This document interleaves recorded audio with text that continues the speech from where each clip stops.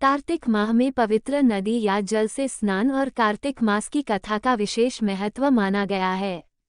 इस पूरे माह में कार्तिक स्नान और भगवान की आराधना की जाती है और कार्तिक मास की कथा सुनी जाती है। इससे सांसारिक पापों का नाश होता है और भगवान श्री हरि विष्णु की कृपा प्राप्त होती है। कार्तिक स्नान और कार्तिक मास की कथा की पुराणों में बड़ी महिमा बताई गई है, तो आइए जानते हैं कार्तिक मास की कथा या कार्तिक मास की कहानी। कार्तिक मास की कथा। एक नगर में एक ब्राह्मण और ब्राह्मणी रहते थे। वे रोजाना 7 कोस दूर गंगा यमुना स्नान करने जाते थे। इतनी दूर आने जाने से ब्राह्मणी थक जाती थी। तब ब्राह्मणी कहती थी कि हमारे एक बेटा होता तो कितना अच्छा रहता। बेटे के बहू आती तो हमें घर वापस जाने पर खाना बना हुआ मिलता और बहू घर का काम भी कर देती। ब्राह्मणी की बात सुनकर ब्राह्मण ने कहा कि तूने बात तो सही कही है, चल मैं तेरे लिए बहू ला ही देता हूँ। ब्राह्मण ने कहा कि एक पोटली में आटा डालकर कुछ मोहरे रख दे। ब्राह्मण के कहे अनुसार ब्राह्मणी ने पोटली बांधकर दे दी। पोटली लेकर ब्राह्मण चला गया। ब्राह्मण अभी कुछ दूर गया ही था कि उसे यमुना के किनारे बहुत ही सुंदर लड़कियां दिखाई दी। वे रेत में घर बनाकर खेल रही थी। उनमें से एक लड़की ने कहा कि मैं अपना घर नहीं बिगाड़ूंगी, मुझे तो रहने के लिए ये घर चाहिए। लड़की की बात सुनकर ब्राह्मण मन ही मन सोचने लगा कि बहू बनाने के लिए यही लड़की सही रहेगी। जब वो लड़की जाने लगी तो ब्राह्मण भी उसके पीछे पीछे उसके घर तक चला गया। वहां जाकर ब्राह्मण ने कहा, बेटी अभी कार्तिक मास चल रहा है, इसलिए मैं किसी के घर खाना नहीं खाता। मैं आटा लेकर आया हूँ, तुम अपनी माँ से पूछो कि क्या वह मेरे लिए आटा छानकर 4 रोटी बना देगी। यदि वह मेरा आटा छानकर रोटी बनाएगी तो ही मैं रोटी खाऊंगा।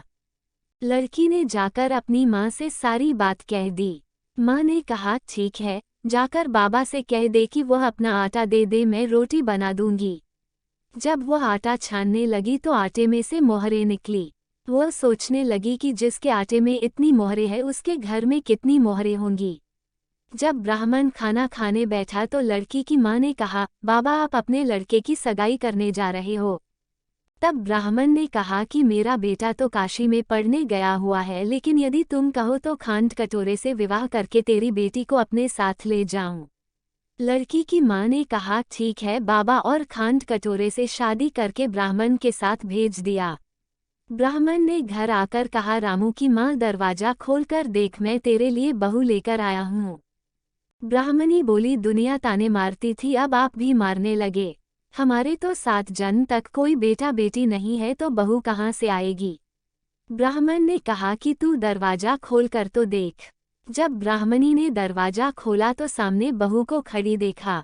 उसने बहू का स्वागत किया और आदर सत्कार से अंदर ले गई।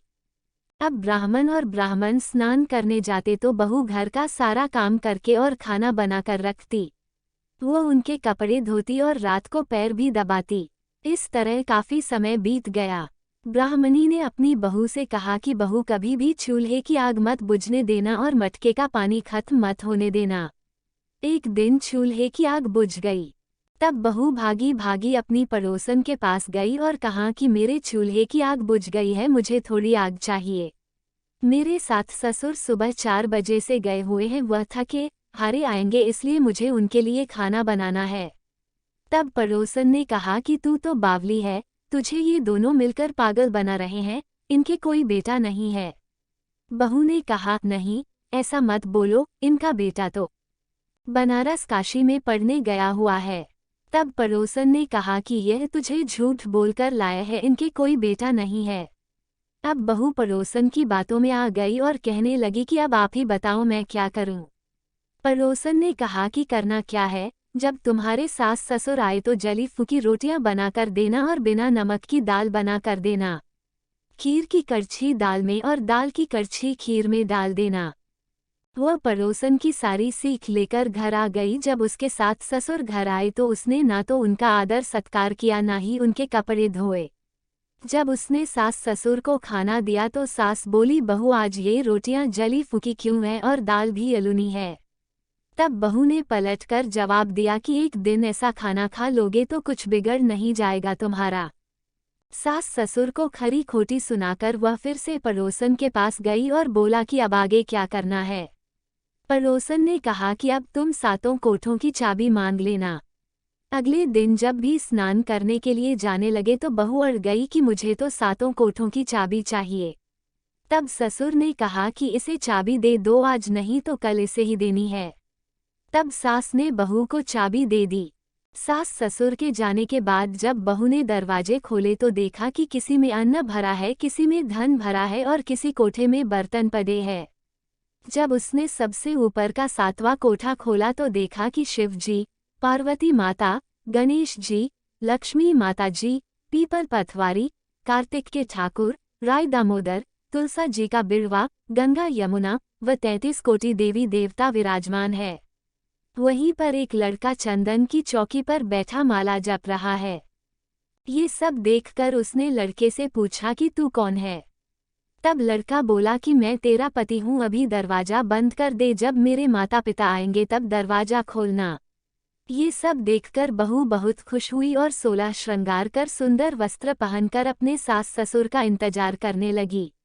उसने अपने सास ससुर के लिए अच्छे अच्छे पकवान बनाए। जब उसके साथ ससुर घर पर आए तो उसने उनका आदर सत्कार किया और प्रेम पूर्वक खाना खिलाया और पैर पैर दबाने लगी। पैर दबाते दबाते बहू ने कहा कि माँ, आप इतनी दूर गंगा यमुना स्नान करने के लिए जाती हो तो आप थक जाती हो, इसलिए आप घर पर ही स्नान क्यों नहीं करती हो। ये सुन सास कहने लगी कि बेटी, गंगा यमुना घर पर तो नहीं बहती है। तब उसने कहा, हाँ माँ जी बहती है, चलो मैं आपको दिखाती हूँ।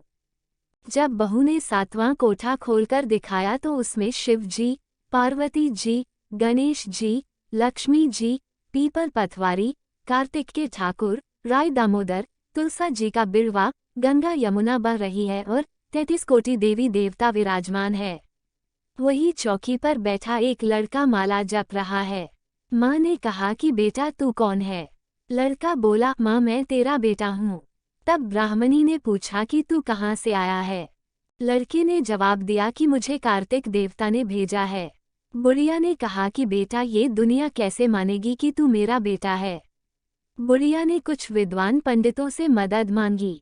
पंडितों ने कहा कि इस पार बहू बेटा खड़ा हो जाए और उस पार बुढ़िया खड़ी हो जाए।